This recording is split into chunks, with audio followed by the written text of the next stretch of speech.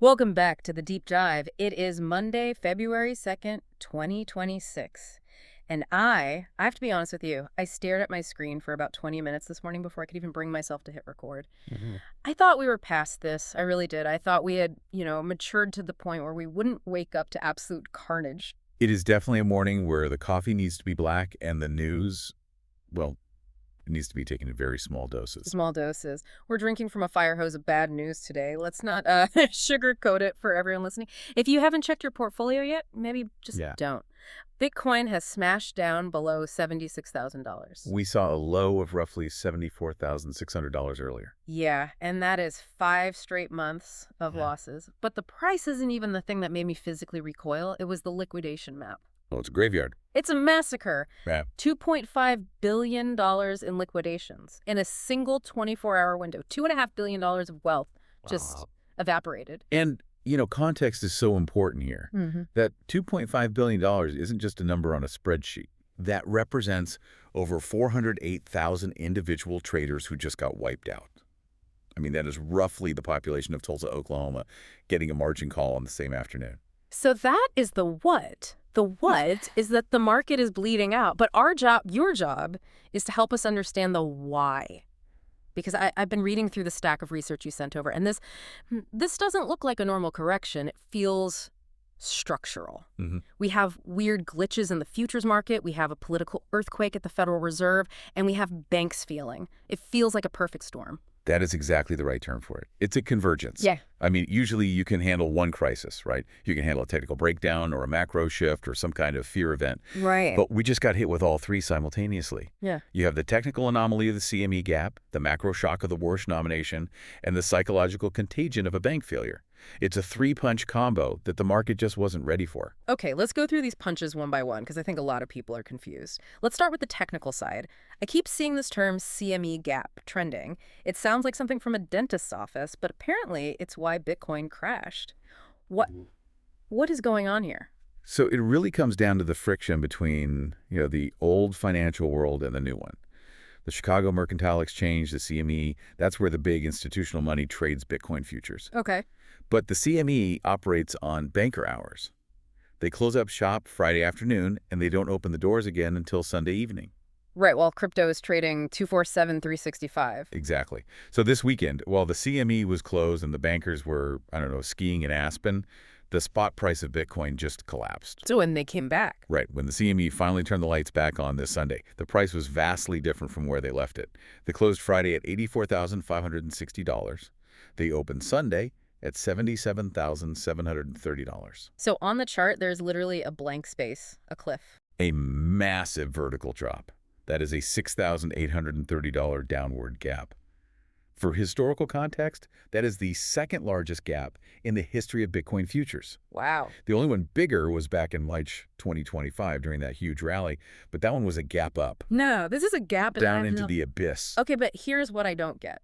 I hear traders saying the gap has to they talk about it like it's some kind of law of physics. Oh, don't worry, price will go back up to $84,000 because it has to fill the gap. That sounds like superstition to me. Why does a blank space on a chart force the price to move? It does sound like voodoo, but it's actually mechanics. It's all about arbitrage bots. Okay, explain that. So when that gap exists, you have the futures price and the spot price totally misaligned.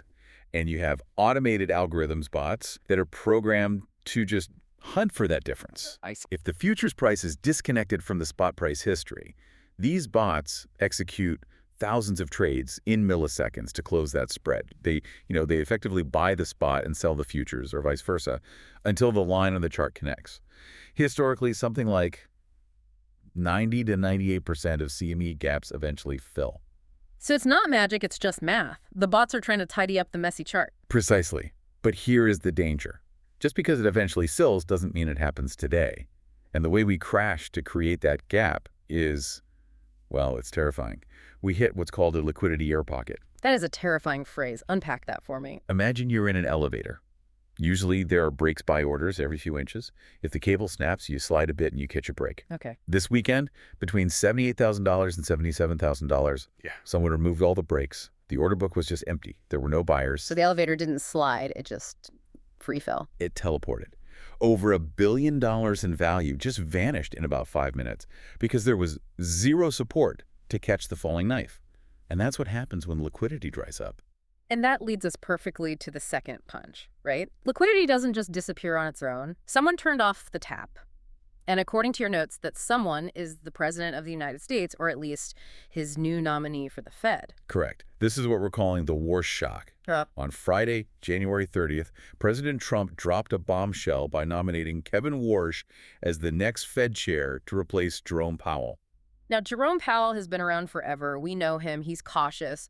Why did the name Kevin Warsh cause a panic attack on Wall Street? Because Kevin Warsh is a different species of central banker. He is a monetary hawk in the truest sense of the word. You have to remember, he was at the Fed back in 2011 and he actually resigned. Do you know why? I'm going to guess he didn't like the cafeteria food. He resigned to protest quantitative easing. Yeah. He hated the money printing. He believes that the Fed shouldn't be in the business of propping up the stock market. So when the market hears Warsh, they don't hear support. They hear real rates are going higher. Okay, explain real rates for the listener who isn't an economist. Why does that hurt Bitcoin? It's the cost of money. If Warsh comes in, the market assumes he's going to stop the rate cuts or maybe even raise them to fight inflation aggressively. He just has a higher neutral rate or RISE-star in his mind. So if I can get a guaranteed 5% or 6% yield on a risk-free government bond because Warsh spiked the rates, why would I hold a risky asset like Bitcoin or, a tech stock? I wouldn't. I'd take the safe money. Exactly. Capital flows out of risk and into safety. It's a vacuum. And to make it even worse, the Fed plumbing is clogged. I love when you talk about plumbing. It sounds so boring, but it's always the disaster scenario. Well, it's the reverse repo facility. You can think of it as the excess cash buffer for the financial system. It's empty. And at the same time, the U.S. Treasury is refilling its checking account. So the Treasury is sucking cash out of the economy to pay its bills, and the Fed, under potential chair Warsh, isn't putting any new money in. So it's a liquidity drought. It's a desert. And in a desert, the thirstiest assets die first. And those are your long-duration assets: Bitcoin, crypto, high-growth SaaS stocks. They're the canary in the coal mine. So we have a technical crash, we have a liquidity drought from the Fed. And then just to really twist the knife, we had a bank failure on Friday. Metropolitan Capital Bank and Trust in Chicago. Yep, Friday afternoon. The classic time to bury bad news. Now, I looked this up. This was a small bank, right? Like $261 million in assets. This isn't Silicon Valley Bank. It's not a trillion-dollar collapse. Why did the market freak out over a tiny bank in Chicago? It's symbolism. It's all symbolism. It's the first bank failure of 2026. It immediately triggers all that PTSD from 2023. Investors start thinking, if this small guy is failing, who else is underwater? Is my money safe? And this is where the story gets really weird for me. Because usually the narrative is, banks are unsafe, buy gold, buy Bitcoin, be your own bank. Right. But that didn't happen on Friday. Gold plunged 9%. Silver crashed 31%, its worst day since 1980. Why did the safe havens act like risky junk? This is a phenomenon known as the dash for cash. In a true liquidity crisis, correlations just go to 1. Everything falls together. Why? Because when a big hedge fund or an institution gets into trouble, maybe they were leveraged long on tech stocks, and the bank calls them up demanding collateral, they don't have time to be picky. They don't sell what they want to sell. They sell what is liquid. I see. They can't sell their real estate in 5 minutes. They can't sell their private equity stakes. Exactly. But they can sell gold in a second. They can sell Bitcoin in a millisecond. So gold and Bitcoin become the piggy banks they can smash to pay for the losses elsewhere. It wasn't that investors suddenly hated gold on Friday. It's that they desperately needed dollars to survive. That makes a scary amount of sense. It's a forced liquidation contagion. Now, I want to pivot to the institutional side of things. For the last year, the big story has been smart money. The ETFs, the hedge funds, we thought they were here to stay. But looking at the data on the basis trade, it looks like they're packing their bags. Oh, they are unwinding. And this is a critical piece of the puzzle that explains all this selling pressure. We really need to talk about the mechanics of the basis trade. Okay, walk us through it. This was the free money glitch from 2025. Essentially, yeah. Huh. Last year, futures prices were way, way higher than spot prices. So hedge funds would buy the spot Bitcoin ETF and simultaneously sell the Bitcoin futures contract. They just captured that difference, the spread. It was yielding 20% to 25% annualized, risk-free. Which is just insane. You don't get that kind of return anywhere. No, you don't. But everyone piled in, and when everyone piles into an arbitrage, the opportunity disappears. That yield has now collapsed to about 3.6%. It's a 9-month low. So the party is over. And now comes the hangover. Since the trade isn't profitable anymore, they are closing it out. And to close the position, they have to sell the spot Bitcoin they bought. And when they sell spot Bitcoin, It drives the price down. And here's the doom loop.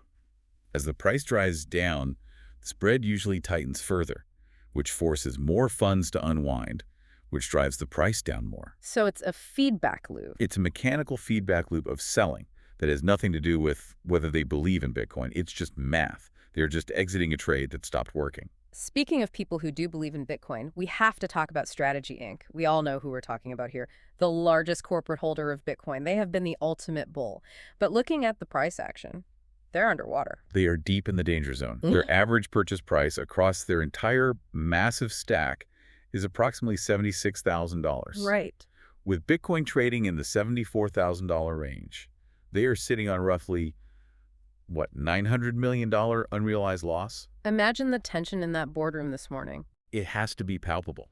And it's not just about, oh, our stock price is down. You have to remember, they issued convertible bonds to buy that Bitcoin. They borrowed billions. If their share price drops too low, the bondholders start to get very nervous. The math starts to get ugly. And there's that risk with the MSCI index too, right? Yes. There is a looming threat that Strategy Inc. could be excluded from the MSCI indexes if they are viewed as holding too much crypto relative to their software business. And if they get kicked out. If you get kicked out of the index, all the passive funds, the 401ks, the pension funds that track the index, they're forced to sell the stock. Which crashes the stock, which puts pressure on the bonds, which puts pressure on their Bitcoin holdings. It's a house of cards. It's leverage. Leverage works great on the way up, and it is absolutely terrifying on the way down. Okay, that is a lot of fear. I'm looking at the Fear and Greed Index, and it's at 14. That's extreme fear. And we have a death cross on the chart. Yes, the 21-week moving average crossed below the 50-week. That has not happened since April 2022. April 2022, that was the beginning of the long winter. It was. It signals that momentum has completely broken. And worse, we are trading below the realized price of the last 12, 18 months. Greening. It means the average person who bought recently is losing money. So when the price rallies, those people will likely sell just to get their money back. It creates a ceiling of sellers. Okay, I think we have thoroughly depressed everyone listening. We've got the gap, the war shock, the bank failure, the basis unwind, Strategy Inc. underwater. But we don't just report the weather, we try to forecast it. Based on your research, where do we go from here? What are the scenarios? I see three pretty distinct paths. Let's start with the one the traders are betting on. Scenario one is the tactical rebound, or the gap fill. The magnet effect. Exactly. The market is incredibly oversold. The RSI is scraping the floor. That $6,830 gap up at $84,560 is just staring us in the face. It is very possible we get a snapback rally, a dead cat bounce, purely because the bots need to close that gap. So we rush back up to $84,000. Everyone cheers. But is it real? In this scenario, probably not. It fills the gap, traps some bulls, and then resumes the downtrend. It's a technical move, not a fundamental one. Okay, scenario two. Is there any fundamental hope? Any white knight on the horizon? That would be scenario two, the Clarity Act savior. There is a bill expected in Congress in the first half of this year called the Clarity Act. I've heard of this. It's supposed to sort out the whole SEC versus CFTC mess. Exactly. It aims to finally settle who has jurisdiction over crypto assets. And why does this matter? Because pension funds, insurance companies, the real, trillion-dollar money, they can't invest in regulatory gray areas. They need black and white laws. So if the Clarity Act starts moving... If we get headlines that it's passing, that could decouple crypto from the macro gloom. It could provide a narrative that overrides Kevin Warsh and the bond yields. It opens the door for institutional capital that isn't just playing the basis trade, but is actually buying to hold. Okay, that's the dream. Now give me the nightmare. Scenario three. Scenario three is hawkish capitulation. This assumes Kevin Warsh is exactly who the market fears he is. He takes the Fed chair, he keeps rates high, he shrinks the balance sheet, and that liquidity drought just intensifies. The higher for longer pain train. Precisely. In this world, the bank failures aren't isolated. The dash for cash continues. Analysts at JP Morgan are already modeling this risk. In this scenario, if $74,000 breaks, the next major structural support isn't until around $49,000. $49,000. That is a catastrophic drop from here. It would likely flush out Strategy Inc. It would wash out every leveraged player left in the market. It would be a full and total reset. So we are standing on a knife edge. On one hand, we have a potential $10,000 bounce to fill a gap. On the other hand, a $25,000 drop to the basement. That is a definition of risk. The market structure is broken, but the price is cheaper than it's been in half a year. It feels like a moment where doing nothing might be the hardest strategy, but maybe the smartest. Usually is. But I want to leave the listener with one provocative thought to chew on. Go for it. Everyone is obsessed with the gap. It has to fill. It has to fill. And, history says it will. But ask yourself this. When it fills, does that signal that the crisis is over? Or is the gap fill just the market coming up for one last breath of air before the real drowning begins? That is a terrifying image. One last breath before the plunge. It's the question that separates the bulls from the bears right now. Well, on that cheerful note, we're going to be watching the charts. Specifically, keep your eyes on $76,000. That is the Strategy Inc. cost basis. That is the line in the sand. If we stay below that, things get psychological. Stay safe out there. Don't leverage what you can't afford to lose. Thanks for listening to The Deep Dive. We'll see you on the other side of the volatility.